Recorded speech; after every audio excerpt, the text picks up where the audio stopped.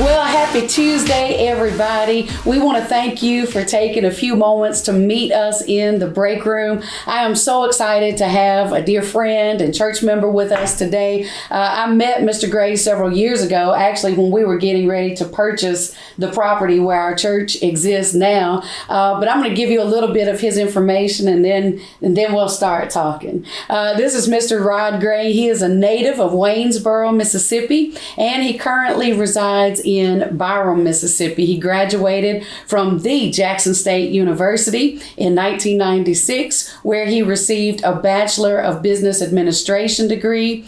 And he also graduated from Louisiana State University, LSU, their School of Banking, where he received his degree there. He's also a former bank vice president. Also, he's been a commercial banking relationship manager, private banking relationship management for over 25 years in the industry. He's a passionate entrepreneur, has several businesses that he manages on a daily basis, very active in the community where he participates on several boards, in also volunteering his time with Habitat for Humanity, the Boys and Girls Clubs of Jackson United Way and Jackson Chamber of Commerce, as well as Mississippi Blood Services. So what a blessing you are, active in the community, got degreed up and then put yourself to work in the community. That's right. And I can't speak for everybody else, but I can speak for us that it's been a blessing knowing you and getting to know you. So let's just start today by telling us a little bit about how you decided banking was the industry and career for you. How did you get into that? Well, I think banking came at a necessity. Okay. When I graduated Jackson State in '96, a friend of mine was working at Wells Fargo Financial at the time. Okay. And I needed a job. Mm-hmm.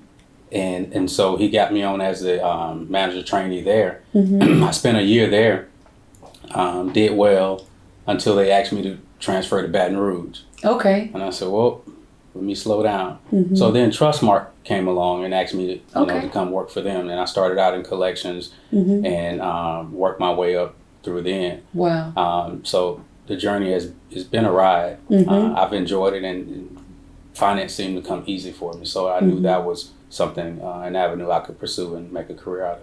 Absolutely. Well, I know that you definitely helped walk me through some things, Yeah. And made it very comfortable, to do business and to work in that arena. So what are some of the biggest mistakes that you see people make right now as it relates to financial decisions? And we're in a place we've never been in before right now in our lifetime. Sure. As far as dealing with a global pandemic. And for some people, this is a great time. For other people, not so great. And so let's just kind of talk about some of the things we're seeing and maybe some of the bad decisions you've seen people make. And then we'll talk about how to come up out of that. Sure. I think some of the main problems that people have in decision making when it comes to financing, their impulse. Mm-hmm. They shop based upon impulse, Mm-hmm. based upon what feels good to them. Mm-hmm. And then they come home and they have buyer's remorse Right. at the end of the purchase because they realize the bill is still coming Right. at the end of the month or the first of the month, whatever. Mm-hmm. Secondly, I think not having a financial plan Mm-hmm. or a financial goal. Some people, it's almost like exercising. If you want to lose weight, Mm-hmm. you have to exercise Absolutely. and eat less. Absolutely. There's no other way. I mean, the formula is real simple. Right.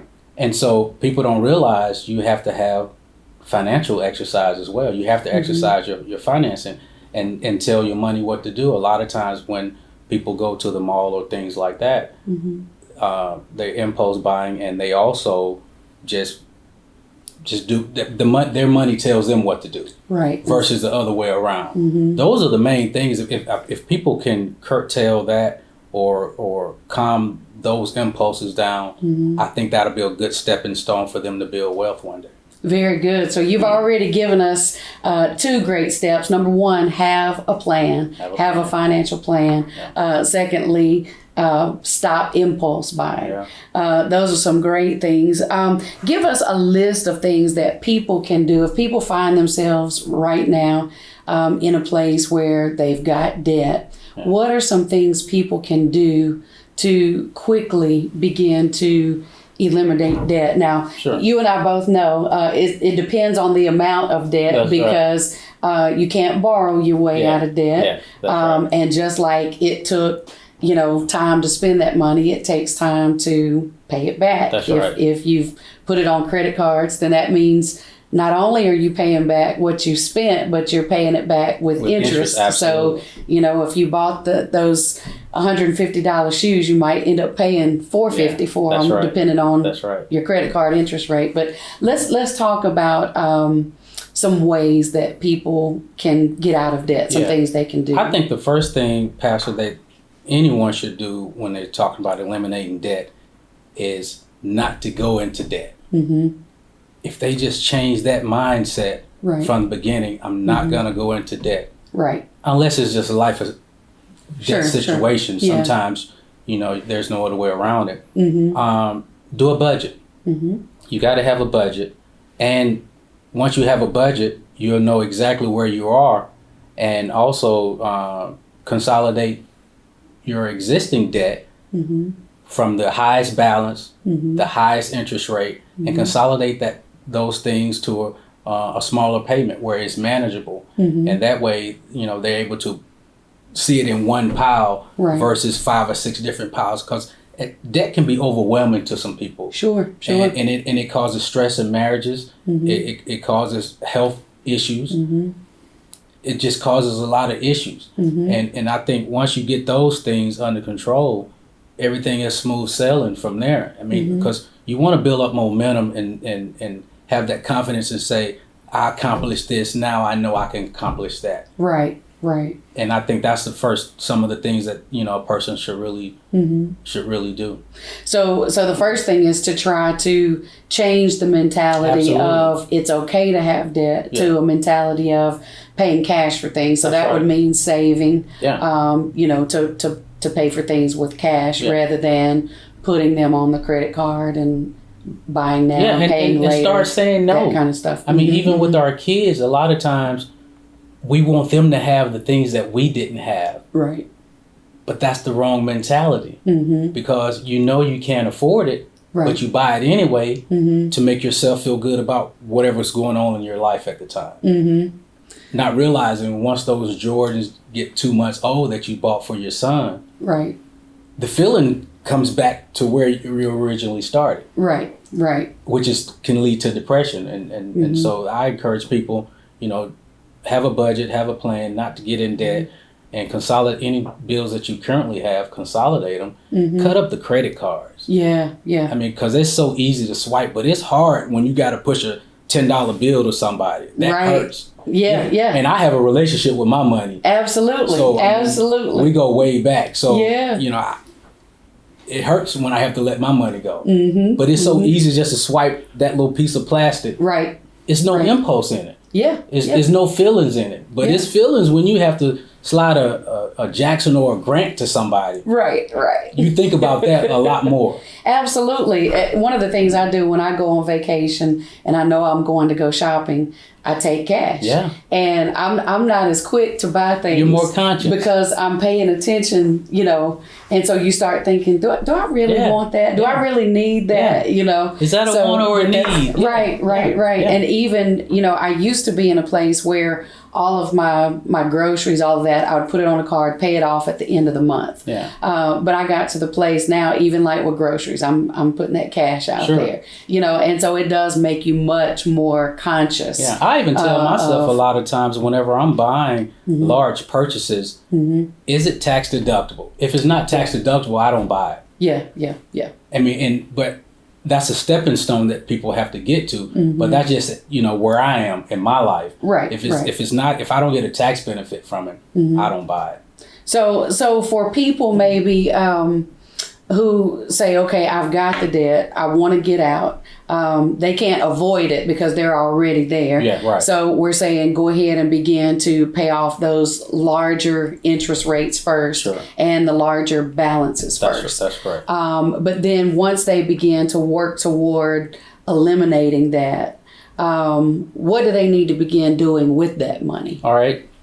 The first thing that people should do with their money once they start accumulating, if they have an excess over what their budget allows, start putting it in savings. Open up a savings account. First of all, learn to balance a checkbook. I can't tell you how many people I know that don't balance a checkbook. Yeah, and now, everything is on a card. Yeah. So whereas before we did checks and registries, which I still do because that's the way I came up doing it. Right. And I'm a paper person. I need to see it. So I have a budget that's on paper. I see that change every month as far as what I'm doing. But we've got a generation coming behind us where they weren't raised on those registries. Right. But they have electronic ledgers now. Yes, absolutely. At least put it in an electronic ledger. I mean, I'm all for technology. Yeah. But, and the banks don't want me to say this, so I'll say it anyway. With a smile on his face. The bank loves overdrafts. Sure, that's free money. That's fee income for the bank. Yeah. It goes straight to the bottom line. We're talking about $35, $40 each time you go into overdraft. So when you call the bank and say, hey, can you pay me an overdraft? Sure, customer, we certainly will. Right.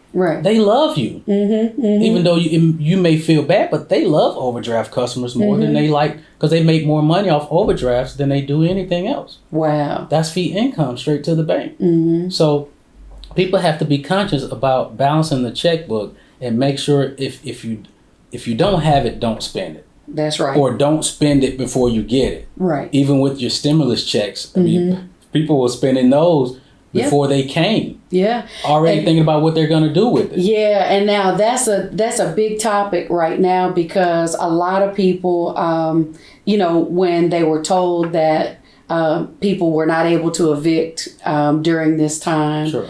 Some people were able to get deferrals as far as lights and gas and water. But what a lot of people do not realize, that bill is not going away. It's coming back. It's still accruing. That's and right. so it's not that you don't have to pay that. It's that they're giving you longer to pay it. Yeah. But a lot of that now, instead of having a $60 bill, you're going to have a $460 bill. It's almost like that 90 days, same as cash things that all the furniture stores run at a certain time of the year. Yeah. And people don't realize, I got 90 days to pay it. And then 91 days come around. And you're now paying, you're paying interest 90 days and that. worth of interest. That's right. That's right. And they don't, I didn't know that. Yeah, that's in the fine print. Yeah, and something else they do, because this was when I was much younger and used to fall prey to those things, where I would think, well, I've paid half of it off, so I'm only no. It doesn't matter It's how going much back you to have the paid. original If amount. you have not paid it off in full, That's right. before that 90 days, you're paying the full amount of interest. With fees. Yes, absolutely. With fees and much interest. That's right. So let's talk about something else too, because the Bible says that a righteous man leaves an inheritance, not just to his children, but to his children's children, which means we should be thinking generationally. That's right. That we shouldn't just be living for today or living for ourselves, but we should be thinking about generational wealth. Sure. So let's talk about the difference between being rich and being wealthy. That is a great question. The simplest way I can put rich versus wealthy is, if you go to the car lot, a rich person can buy any car they want off the car lot. The wealthy person owns the car lot. There you go. There you go. And that's the big difference between rich and versus wealthy. Wealth is ownership. It doesn't matter how you slice it. If I own this cup, and you don't have a cup, I have more than you. That's right. That's right. That's the path to building generational wealth. Yeah. Life insurance. A lot of times, I just recently had a brother that passed. Of course, there was no life insurance. We had to cut the check. Mom passed away. There was no life insurance. I had to cut the check. So if we would just sit down and map out our future and realize and be selfless. It's not about us, or it's not about me. It's about the people I leave behind. Absolutely. Get some life insurance. I can't tell you how many times life insurance have changed people's lives.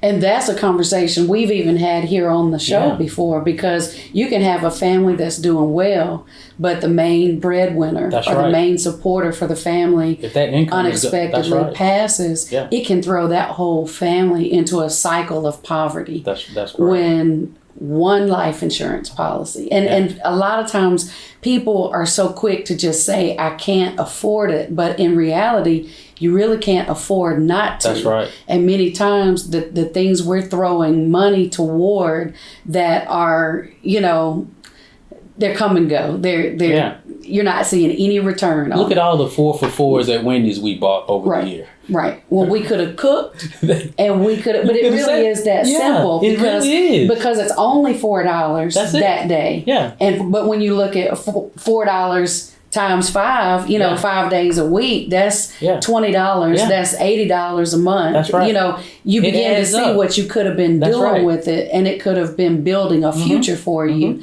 instead of just satisfying an impulse. We go back to impulse for the moment.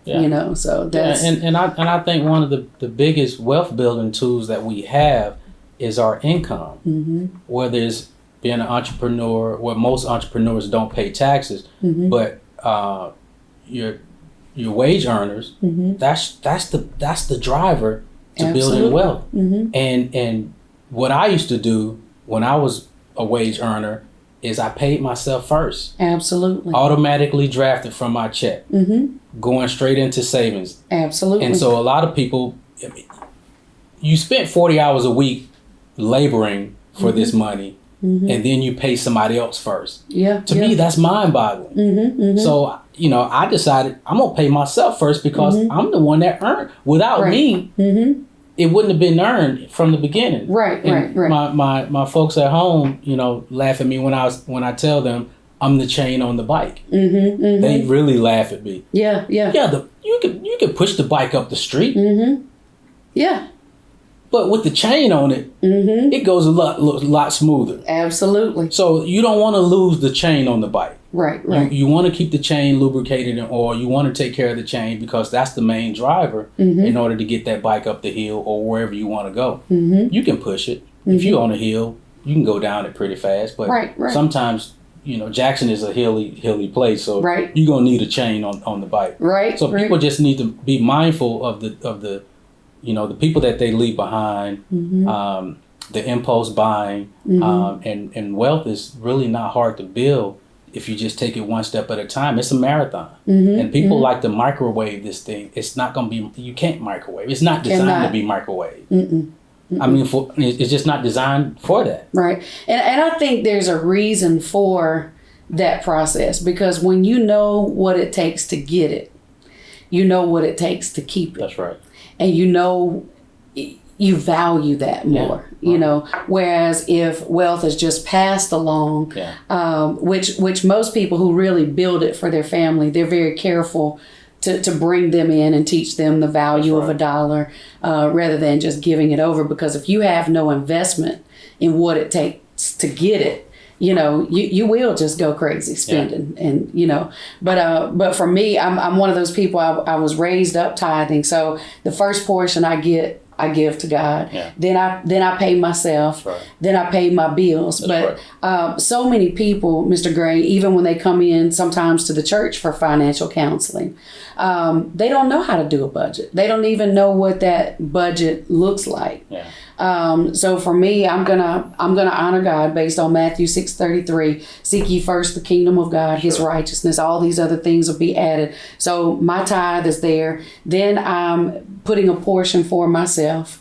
Then I begin to pay my bills. So a lot of times I've seen people pay a credit card before they paid rent. Yes. And I've told them, no. You always want to take care of your house first, Right. your car second, because you got to have a place to live. That's right. You got to have a way to get to work, or if you're an entrepreneur, to work your business. That's right. You know, and so you don't pay a credit card first. You need to pay them, but you don't pay that first. What you pay is a roof over your head, you know, transportation to get you to and from work. Yeah. So let's talk a little bit about that. Yeah. Well, it goes back to, of course, I was reared by a single parent. Mm-hmm. Father wasn't there to help out. Mm-hmm. So, but she never taught us about money. Mm-hmm. And it's always been go to school, get a good job, Mm-hmm.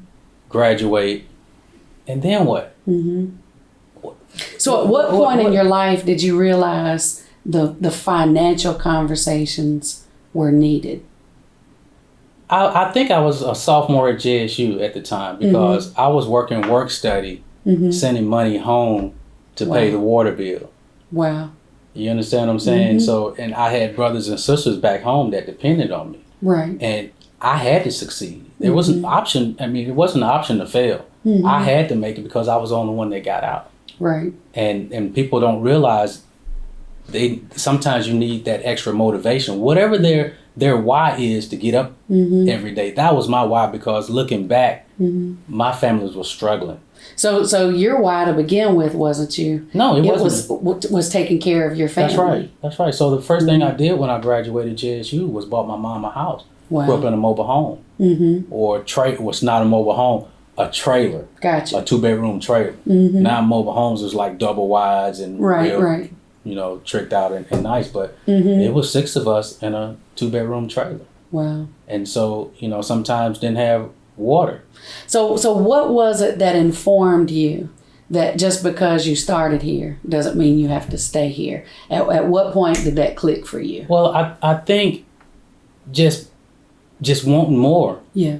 You know, just looking, you know, in my surroundings, this is not what I want. This is not where I want to end up. This is not what I want for my kids. And just, you know, just praying, you know, Lord, just show me the way. And it came to JSU. I mean, and just so happened, you know, of course, my mom couldn't come to orientation with me. Wow. You know, we can veer off and go real deep in this real quick. But I was probably the only kid in orientation didn't have a parent. Wow. But I made it here. Yeah. And, you know, and you didn't use that as an excuse to quit. Yeah. Did I want to quit? Yeah, a lot of times I wanted to quit. I mean, my mom didn't have a car. I had to write letters home saying, send somebody to get me. Wow. She wouldn't send anybody to get me. Nobody else had a car. So there's little things like that. There was no option. I had to go through it. And on the other side, it was sunny. Yeah. It was dark. It was a lot of dark moments. But that's what I tell people. You can't give up, even though it seems dark. The next day, the sun is going, if you believe that. Yeah. The sun is going to shine the next day. Yeah. It reminds me of the sermon I just preached Sunday from Genesis 22, where we talked about Jacob wrestling through the darkness to the breaking of day. Yeah. You know, that he had to wrestle through the darkness. And we all have those dark seasons, dark days, dark periods in our life where, you know, if you wanted to give up, the enemy will present you with a reason to give up. Absolutely. You know, but if you believe that day is right ahead, God will always make sure that day breaks. And if you would have gave up and quit, it would have been okay. They would have welcomed you back with open arms. Oh, absolutely. It's okay. Yeah. You're back to one of us. But when you make it, then it's like, okay, he's not one of us anymore. Yeah. He thinks he's better than... Anyway, that's a whole nother... And that's something else we talked about too. You know, with elevation comes isolation and separation sometimes because everybody can't be happy for you when you win.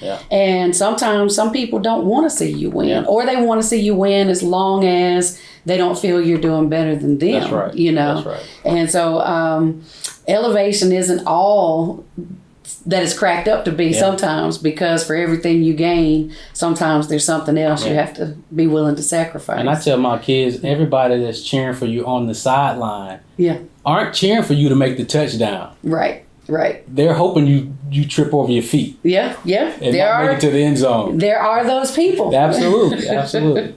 But sometimes they play as much of a part in you reaching the end zone as those people who were cheering and meant it. Yeah, that's right.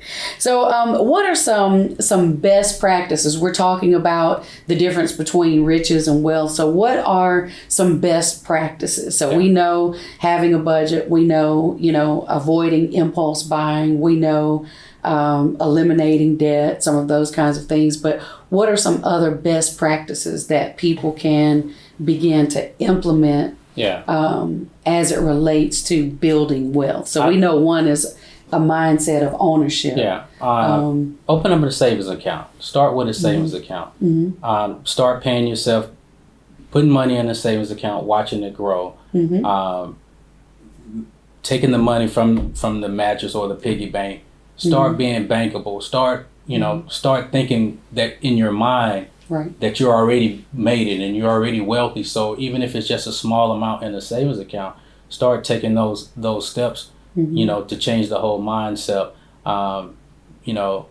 Eliminating people from your life, your Uncle John that thinks he has it all figured out but really doesn't. Taking advice from broke people, is one of the main things. I mean, and far too often we take advice from broke people. Rock comes along and give you the same advice. You don't take it for whatever reason. But if we was just stop taking advice from those people that we look up to that think they have it going on when they really don't. Right. It changes everything. I've seen a lot of people join investment clubs, and I've seen a lot of people really kind of be burned by that and not do well. So for people who say, okay, Mr. Gray, I've eliminated my debt, I'm building up my savings account, and now I want to begin doing some investing.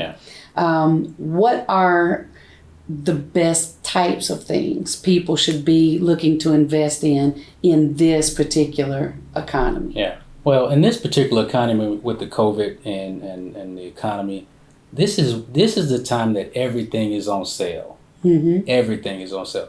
The rich always go shopping when there's a distress in the market. Sure. Right now, the market is down. Everything is on sale. First thing they should do, a savings account for sure. And what should people, should there be a particular amount that people should work towards saving? I know way back when we did Dave Ramsey's Financial Peace, he kind of put a goal of $3,500 out there as the initial goal. But then he said, your next goal after the $3,500 should be 6 months worth of living expenses. That would mean rent, car notes, utilities, groceries, incidentals. So what would you I would suggest start with 500 to build momentum to 1,000. Watch that 5 grow to 1,000. Don't touch it. That's your emergency fund. 6 months worth of expenses because it's going to rain one day and you got to have an umbrella. The rain is coming. People don't realize it, but it's coming. 500 to 1,000, then 3 to 6 months worth of expenses, and then then you start working on funding your 401k. When I was at Trustmark, I was putting 25% every paycheck towards my 401k. So whenever I'm 65, I'll be able to reap the benefits of that, or take it out, pay a penalty now, and invest it in something else. And that kind of goes to the thing of you not working for your money, but you putting your money to work for you. I tell my money what to do.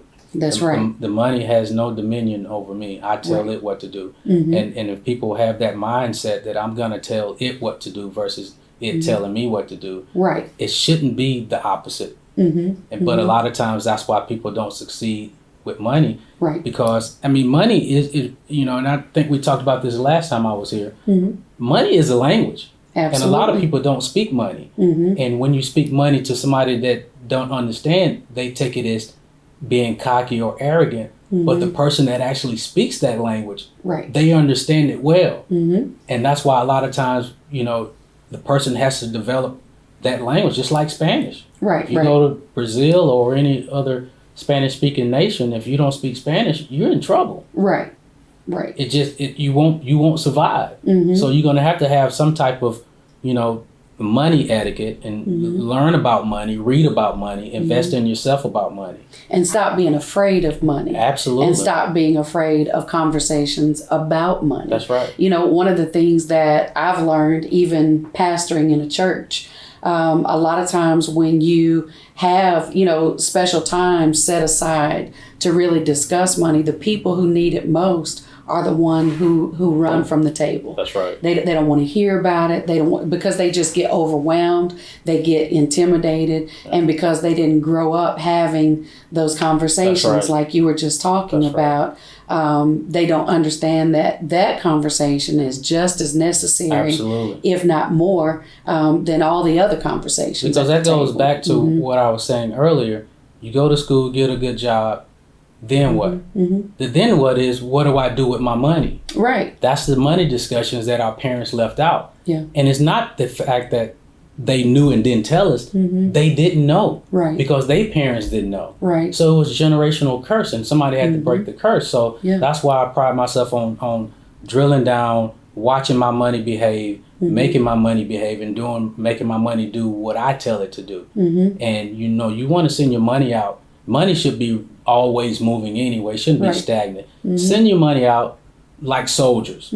Bring back more soldiers. Absolutely. And if it's not doing that, then you're doing it all wrong. Right. It should be always moving. And this is a conversation we can start having with our children right now when they first start getting an allowance. Yeah. Teaching them to save a portion of it, teaching them to do something with a portion of it, but always teaching them that there should be several pots that money goes toward where the... And that's the key to building wealth. People don't realize it's about cash flow. Yeah.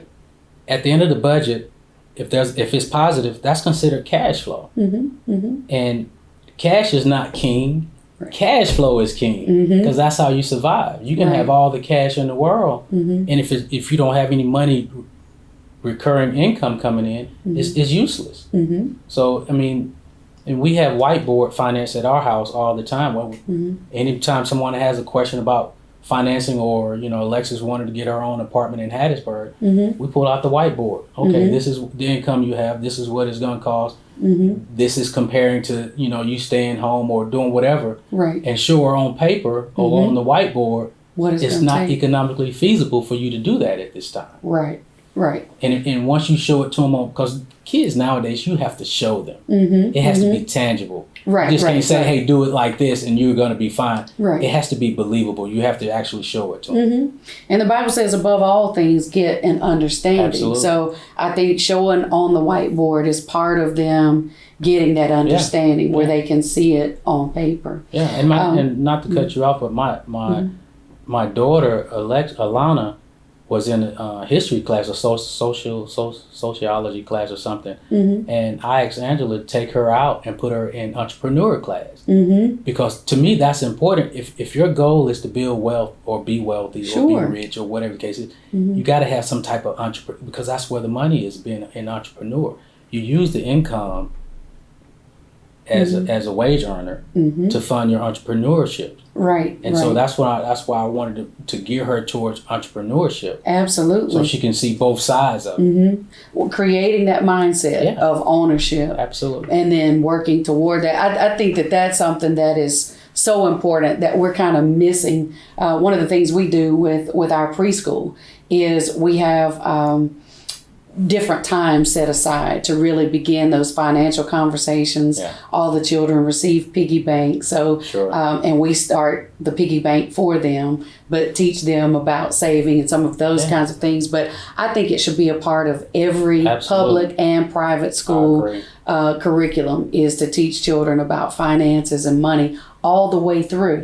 That way, by the time they get to graduation, they've already developed, a plan and a mindset of what they should be trying to work toward. And I think, entrepreneurship is definitely key in this day and time. Yeah, absolutely. But one thing people have to understand, being an entrepreneur doesn't mean working less. No, when more. you really are getting a business started, it actually means working more and working harder. That's right. The difference is you're working for yourself. That's right. And you're building something, Yeah. that you can have some control over. Sure. So, yeah. So, what are some of the types of things people should be looking to invest in? So, if we get the savings account going, Yeah. what are some other things that are kind of somewhat There are safe some to invest platforms out there, sort of like Acorn. in? Okay. What you can do with Acorn is you can sign up for Acorn. I think it's acorn.com, and it's an investment tool. If you go to Walmart and buy $35 pair of jeans or $35.50 pair of jeans, they're gonna round up to the next nearest dollar and invest that difference in some stocks or some mutual funds. Okay. And so that will be one step. Home ownership. Start investing in your home, because once you sell it, it's going to appreciate in value. And that's a big thing that a lot of times in talking to people, they say, well, I can't afford to buy a home. But right now, the way that rental property is, and apartments especially, you really can own a home with more square footage than the apartment for less money. Yeah. 2-bedroom apartments are unbelievable. Absolutely. This day and time. So a lot of times people don't realize it really is just as affordable to own a home as it is living in an apartment. And once you get all of the credit issues out of the way, and you do all the things back, saving $500 to $1,000, 3 to 6 months of expenses, home ownership is attainable. Absolutely. Had you done, you can't skip the process. Right. It's a process, and you're gonna have to go through the process. Absolutely. There's no way around that. But it is attainable if they want it. Now, it may not be in the best neighborhood that you want it to be. Right. But you have equity. You have something. If one of your kids gets sick or somebody passes away, you can tap into that equity and pull some money out and do some things, and it changes lives. Right. And that's something too that I guess developing a certain mindset of wealth, because in addition to ownership is really understanding things like equity. One of the biggest places where I see people make mistakes that really kind of come back to bite them is in purchasing cars. A lot of times people will purchase a car and they're paying more for the car than the car is even worth, which means they end up being upside down, which means then when they want to trade out of that car, they end up getting an even bigger car note. And this goes back to what you were talking about, developing that mindset of paying cash. So that means you may not be able to start out with the Range Rover. You might start out with a smaller car, but you can pay cash for it, drive it a little bit, go up to another size, trade that one in, get you another one. You can pay the cash difference. It's better to build up that way than it is getting a note you can't handle and then continually having to buy your way out of that bad situation. Let's look at it from the lender's standpoint. From the lender's standpoint, what you just looked at it from is from the consumer standpoint. From the lender's standpoint, the person that's going to lend this person the money to buy a house. Okay, you have a $500 car note now. Right. And you have $500 in rent. But you only bring home $1,200. Right. It's not going to happen. That's right. That car just prevented you from buying a house. And the car is going to depreciate. Absolutely. And the home should appreciate. That's right. Typically. And I tell people all the time, don't purchase anything with a VIN number. Or a serial number. Those things depreciate. Right. Buy some things without the serial number, and they always appreciate in value. This has been good information. So is there any other question that I haven't asked that you want to share with the people today? Because I got to have you to come back. I'll definitely come back. Because there's, really empowering people is in my opinion, teaching them how to make wise decisions for themselves.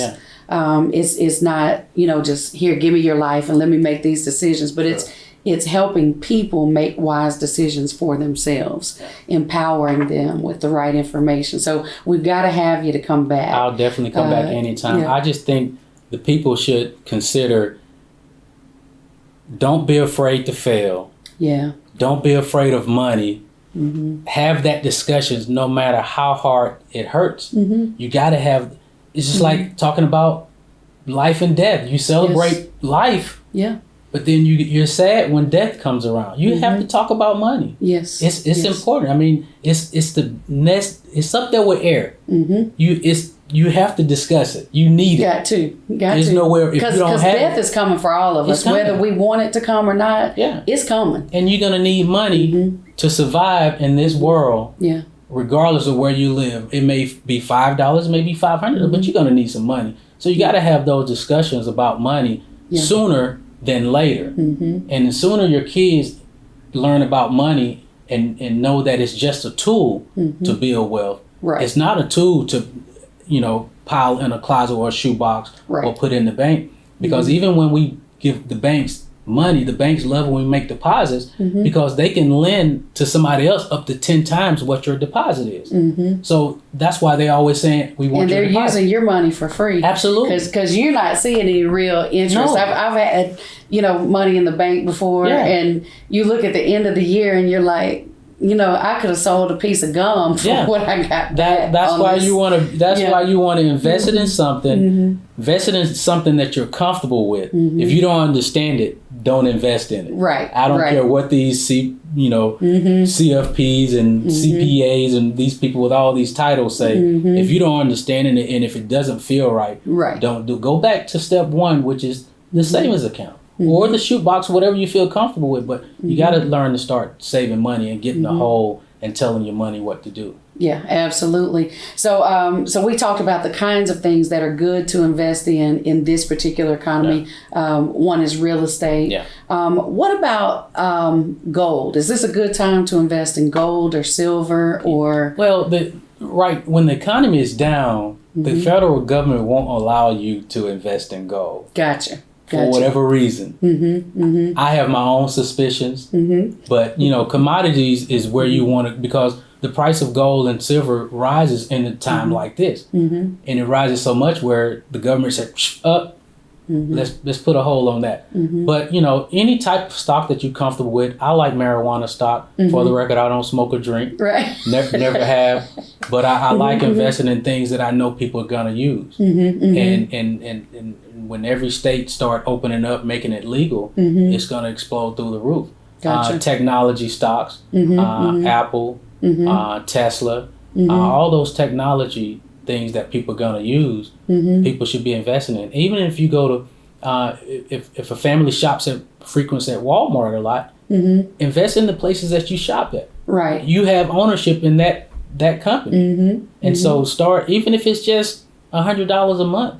Gotcha. Start investing in it now. And it's not for you, it's for the people that you leave behind. Right. That's when you start changing generational wealth. That's right. Even you may not reap any benefits from it, but your kids may. That's right. But you have to start now and start somewhere. So this is the time that the rich people go shopping because everything is on sale. It's not a pandemic for them. Right. They're smiling because they know everything is bought at a discount. Right. And then later on, when the economy turns around, it's going to be sold at a premium. Absolutely. And that's where they're going to make their money. They just need a place to park it temporary. Right. Let it grow, and then they're going to turn around and sell it. Yeah. That's how the rich get richer. But instead, we're out buying things that have no value, like Jordans and Prada and Gucci, and we just have to stop being consumers and start being owners. Those people that own those brands are owners. Absolutely. They want you to purchase their brands. We're still being consumers. And once we change our mindset and switch from being a consumer to an owner, it's going to explode. Absolutely. Well, I appreciate you coming today. It's been a great discussion. And I feel like these are discussions that people can listen to and begin to work from without feeling intimidated, without feeling threatened, without feeling like anybody's going to embarrass them. But it really, I feel like people have gotten some real keys today to beginning a revolution in their I'm financial available. I'll come back situation. anytime. Absolutely. This was fun for me. Well, we're going to get you back. Okay. All right. Well, thank you guys so much. I appreciate you taking the time to join with us on today. And if you've been blessed, I want you to share this with a friend. And we're looking for you to meet us back next week at the same time as you meet us in the break room. Everybody make today a great day.